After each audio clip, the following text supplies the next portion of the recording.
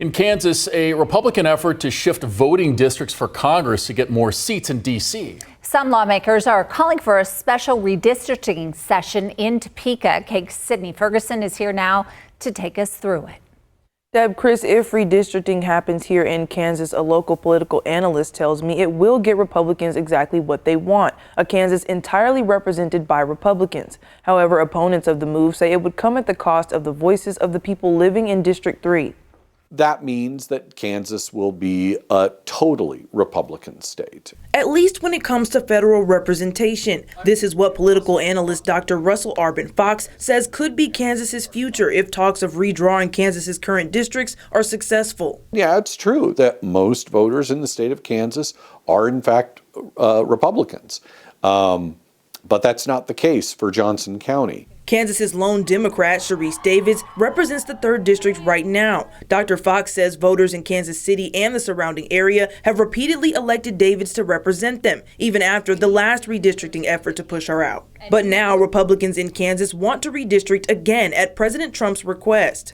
All as a way of trying to minimize the voters that support Sharice Davids. You're going to see the Republicans in Topeka propose a map that probably will completely take apart Johnson County. Potential maps split Johnson County into 2 and even 3 separate districts. If successful, it would advance the Republican Party at the national level, allowing it to maintain control of the House after the 2026 midterm elections. He says Republican voters may support it. Maybe you're not going to care that much about state representation, and you're just going to say, hey, whatever serves the national political party, that's what I want to support. But for Democratic voters in District 3, Fox says this change would essentially leave them without a voice. It's going to prevent them from speaking as a single voice to try to influence representation. They'll be separated from other people.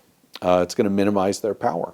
Fox says it's unusual for Kansas to redistrict again after only 2 years instead of the standard 10, and for President Trump to be so directly involved in its happening. Still, he says it isn't necessarily unconstitutional. It violates the practices that have developed over a couple of centuries, but I mean, no, it's not unconstitutional. If they can come to an agreement on a map, then I think it's definitely going to happen. We reached out to Senate President Ty Masterson. His office confirmed in a statement there is a petition in the Senate to convene a special session to address redistricting and other issues. Masterson says the Senate will have no trouble securing enough signatures and is expecting to gather in early November to, quote, maximize the opportunity for all our congressional districts to fairly represent Kansas in Congress, empowering President Trump to advance America's greatness. Any effort to redistrict in Kansas will have to have a 2/3 majority support in order to survive a likely veto from the governor. In studio, Sydney Ferguson, KAKE News, on your side.